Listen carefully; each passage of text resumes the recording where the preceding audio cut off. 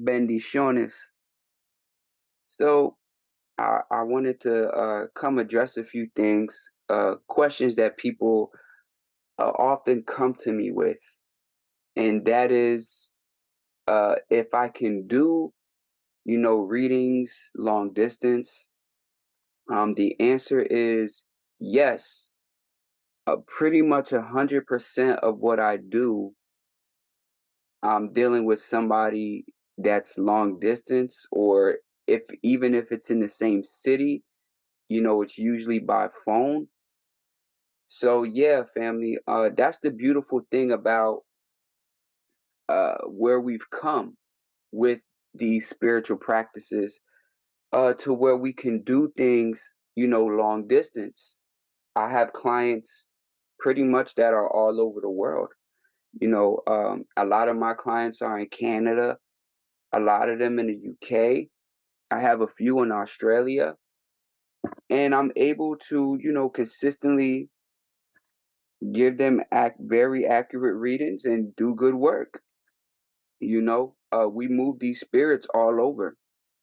We send these spirits all over. The true, the true practitioners.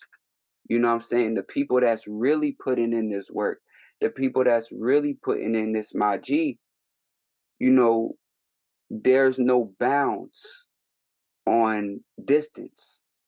You know what I'm saying?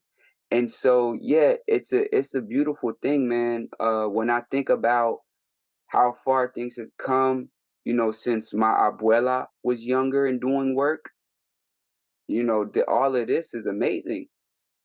Back in the day, man, you had to go to that spiritualist. Now, don't get it wrong. There's certain things that you do have to be in person for within certain traditions. But on a regular basis, like more basic things like readings and appeasements for spirits, these were things that traditionally were done in person, where you had to go see that spiritualist, and they had to work you one on one in person, physically, you being there. But today, that's not the case. Today people can do work, from where they're at. And so, yeah, man, that's a dope thing. Now, once again, certain things, absolutely, you have to be there. You know, you're not gonna get an initiation online. You know what I'm saying? Like, those are things that you gotta be there. Um, because of the nature of what those things are. Certain certain parts of those rituals, it takes a person physically getting certain things done to them. You know, you might be doing a ceremony where maybe a certain herb has to touch you, you know, or maybe you have to get a certain animal, a bird rubbed on you a certain way, to cleanse you. You know what I'm saying?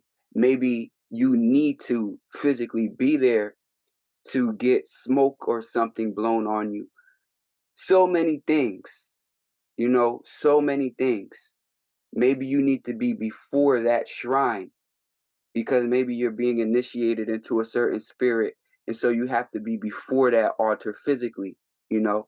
These are times when, of course, you should physically uh, be there to do that. And then there's other things that you don't. Uh, Readings. You're using mediumship. When I do readings, all I need is a picture and the name,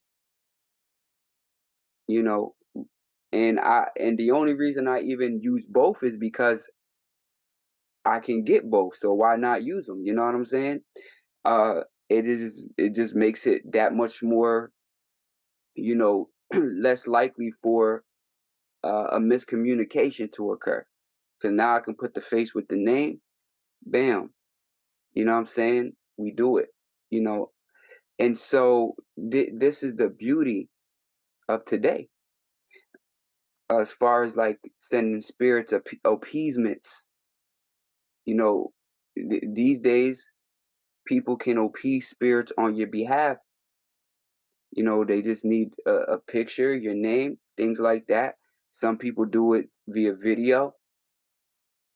And so, these are the different ways how technology has kind of affected tradition. And especially after COVID, you really seen an uptick in things like this. You really seen an uptick in people going virtual with their practices. Now, you will get some people that are older that they don't like it. They still believe that everything should be how it was as far as, going to the practitioner physically. And so, there's a lot of elders that are not with the the current wave of being able to do long distance stuff. But then you have a lot of elders, when COVID happened, they had no choice but to accept the fact that we have to do it this way or it's just not going to get done, you know? Um, but and still, some elders are still staunch on that, and that's how they feel. Me personally, it's a beautiful thing to be able to do certain workings virtually because they're still very effective. For me to get a person that comes and tells me how, maybe Papa Legba came and affected their life positively after I did working with Legba on their behalf, that's beautiful. You know, that's beautiful that I can send Papa Legba around the world to get it done. You know what I'm saying? And I'm gonna tell you, there was a time where I myself was also like, yo, I don't know about doing this stuff long distance. Only because up until that point, it wasn't a common occurrence. You know what I'm saying? I'm an old school Brujo. My abuela is 85 years old. Okay. So that's who I learned a lot of stuff from. Um, but then once I started doing things long distance more, it was like, oh, okay, it works. It's cool. Like it's still just as effective. Let's rock. You know, and that's just the innovations that come with every generation. Because with every generation comes slight innovations on what the previous has done. And this is what keeps culture able to evolve. This is what keeps it alive. This is what keeps it strong. Is the little innovations that this next generation may do, you know, and so long as it's still staying in a respectful way, where spirit doesn't get lost or disrespected in it all, it's fine. It works out. So yeah, man, King Brujo does work all around the world. You know, I adopt, which I think I'm gonna make a video about. But I adopted my abuela's philosophy of making your house a temple. So my house is a temple. I got altars from when you hit the doorstep to you hit the back of the fence of my yard. Okay? And in between, there's altars, you know, and there's shrines. And these are shrines that I work for clients. These are shrines I work for myself, in my own journey as well. See, I got shrines in my house that I don't work for anybody but me, you know? And that's a different video that deserves its own video. And I'll use some of my abuela's words of wisdom in that. And so yeah, family, that's what I did. And from there, I'm able to do workings all around the world. People coming to me, a lot of my clients are in Guyana, you know, and so I do workings all over, man. That's a beautiful thing. The only miscommunication comes in the time zone. Making sure, yo, when I say this time is this time on your time. You feel me? That's the that's the biggest hiccup with clients around the world. You dealing with somebody in LA, but you in, Carolina. It's a different time zone. You know what I'm saying? That's the biggest thing. But other than that, they got a camera phone, um, or not even just a camera phone, but if they have a means of communication, a WhatsApp, a Instagram, a Facebook that they can call on, bam, you in there. So, that's the beauty of it all.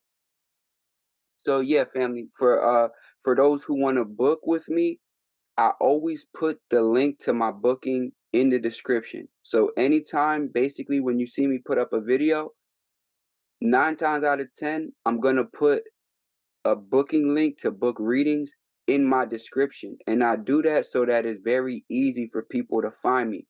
You know what I'm saying? So you can jump right on there and you can book yourself a session. You book it, then I'll reach out and we'll schedule it. So yeah, family, that's what it is. Yeah, King Brujo does work all around the world. I have been able to make Abuela proud, um, in doing things that she didn't imagine could be done in the future.